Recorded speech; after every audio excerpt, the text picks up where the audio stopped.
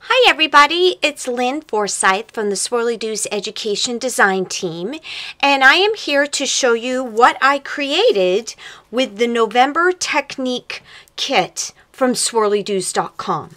And in the kit come these amazing, fabulous gelatos, which are just so fun to work with, along with some burlap, some awesome petaloo flowers, and some cardboard.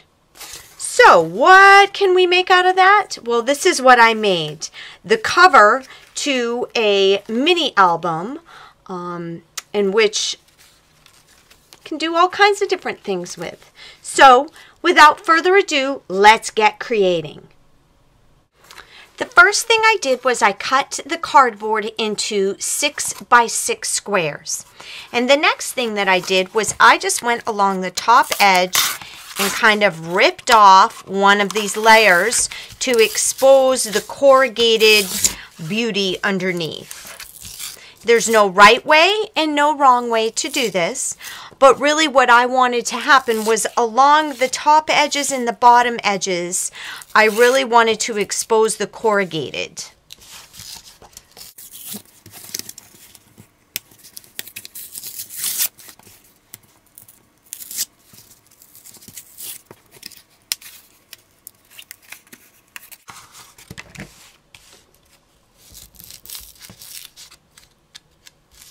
Can even use a pair of scissors and kind of get underneath there to lift off some of it. And as I said, there is no right way or wrong way. Now we're going to let the playtime begin. Now, one of my best friends when I am working with gelatos is a mister full of water. And there are just so many ways that you can get this little creamy goodness onto whatever surface you're working with.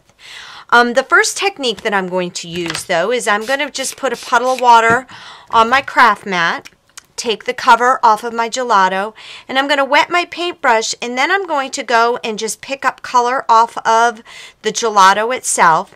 And I want to run that dark color in the crevices that I've exposed. So we're just going to keep doing this, picking up more water.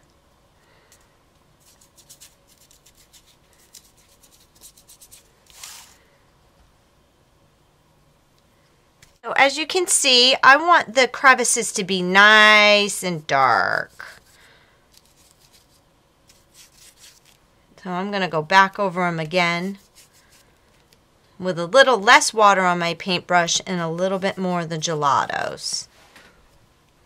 And the next thing I'm going to do is I'm now going to apply color, the gelatos, directly to my torn cardboard.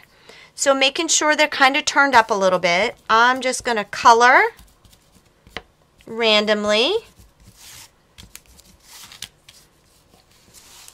on the torn sides. Then I think I'm actually going to add a little bit of the light blue.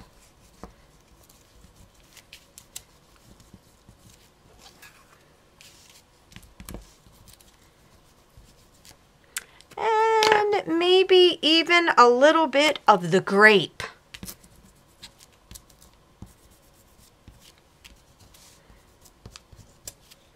Now what I'm going to do is I'm going to take this beautiful little smooch vanilla shimmer that came in the kit, and I'm just going to spray all of those areas that I just rubbed the gelatos on.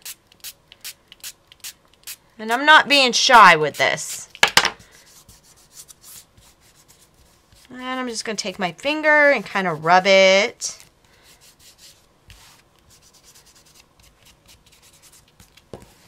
Then we need to get that to dry. So while we're waiting for our cover to dry, the next thing I'm going to do is take the petaloo flowers that came in the kit, and in the center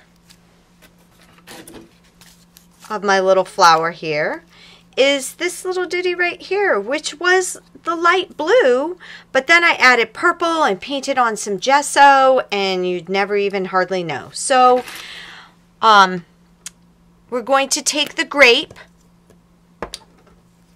and I'm just going to take this and brush this, rub this onto the edges of my flower.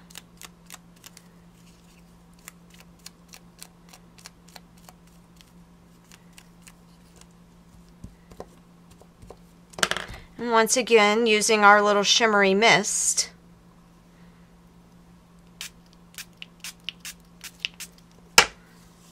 Then I'm just going to kind of rub on the petals, maybe with another added extra little spritz of water.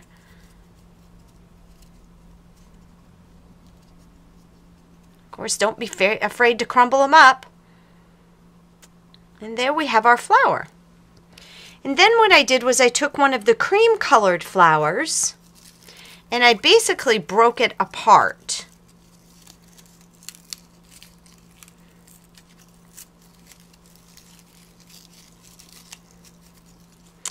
I took one piece, and we're going to take that one, and what I did was I cut into the petals.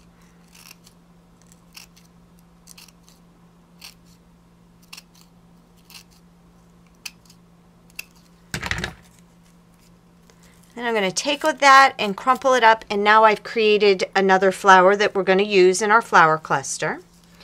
And then with this one, I'm just going to take a little bit of the cotton candy. I think I'll spritz my flower with water first. Then we're just going to rub on the petals with a little bit of this cotton candy.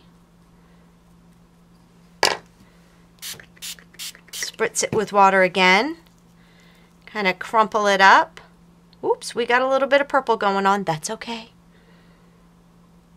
Okay, and now we've created our third flower. Now, I wanted my flower to be a little bit bigger, so I pulled a couple of my Color Me Crazy flowers out. And for this one, I am going to be using the blueberry.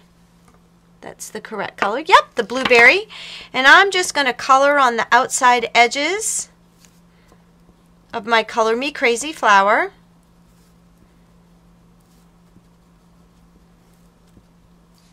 And once again, we're going to spritz that with water and just let that soak right into the flower.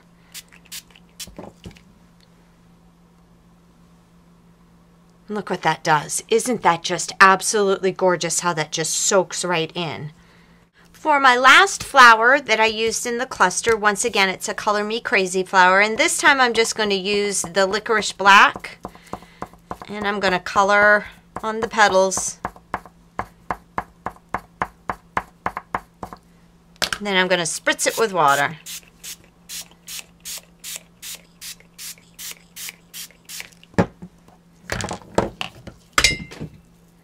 Give that a nice little crumple up, and then we'll let all of our flowers dry. The next thing I did was I took a piece of the burlap, and with some multi-medium, and I chose to use matte, I am going to run a thin coat of this over top of the burlap. And what this is going to enable us to be able to do is to cut flowers from the burlap. Now, if we were to try to do that without the multi-medium on there, because of the very open weave, the leaf would just fall apart. So we're going to put on a thin coat, and then we're going to just set that aside to dry. Now for my next technique with the gelatos, what I did was I took the licorice black and just colored on this very large background stamp that I have. And I just ran it over top of it in just a random fashion.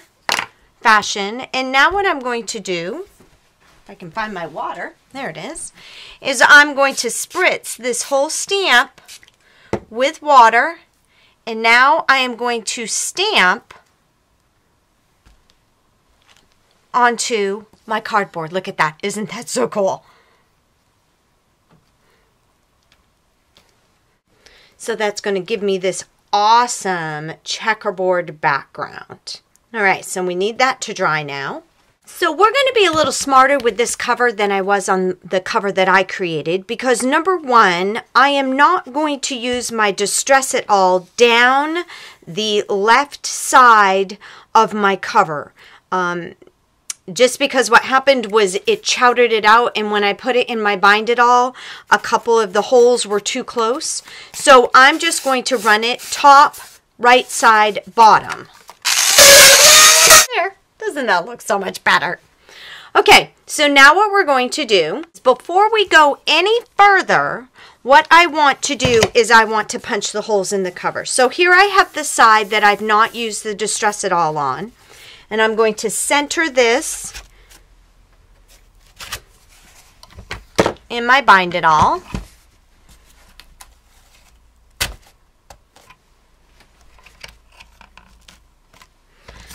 And I'm going to punch the holes in my cover.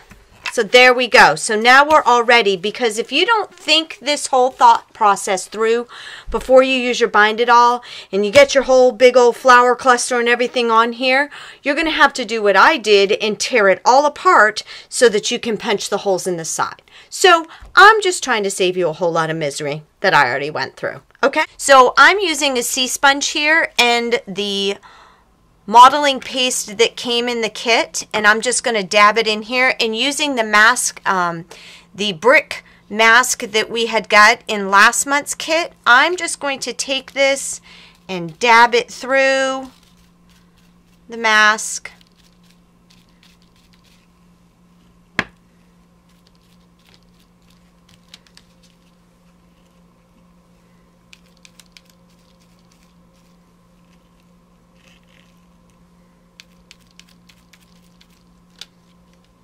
In no particular order, in no particular fashion.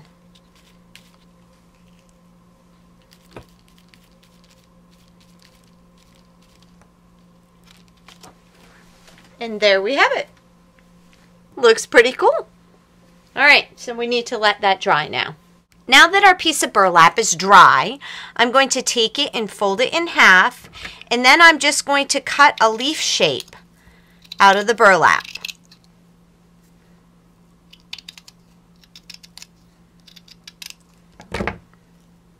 And there I have my two leaves. I'm going to use the Silks acrylic glaze that came in last month's Technique kit. And I'm just going to brush it over top of my leaf to give it some green color, because we like green leaves. And I'm going to do that front and back. And then we're going to take those and we're going to pinch them together. And we're going to staple them. And we've now created our three-dimensional burlap leaves, and we need those to dry.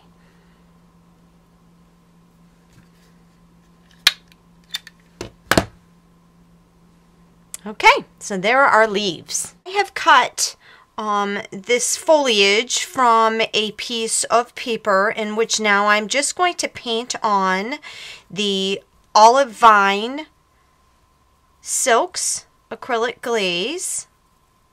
I have moistened the paper just a little bit to help with the spreading, and it just kind of gives it a really cool look. And it causes kind of a variegation of the color when you add that water, which I just love, because in nature there's all kinds of variegations of color. Okay, so now that I have that all colored, we're going to dry this. So while I was drying my die cut fern here, I kind of crumpled it in my hand, and therefore it gave it more of a natural furnish look.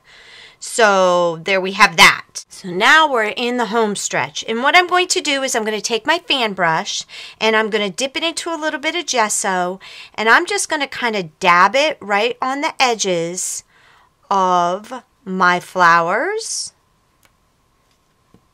my leaves,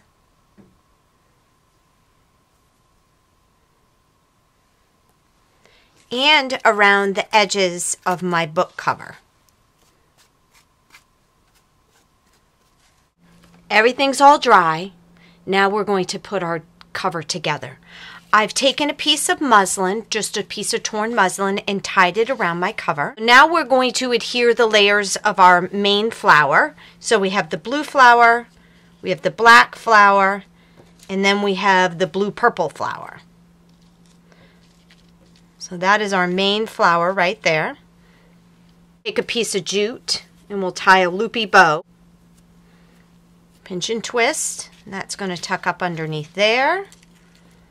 We have our little piece of fern, which actually is too long, so we're going to kind of cut that off. Tuck him in there. We have our leaves, which we're going to tuck one here. We will tuck one here. Then we have our little extra flowers, so we're just going to kind of tuck those in like that. Trim our little muslin here to size.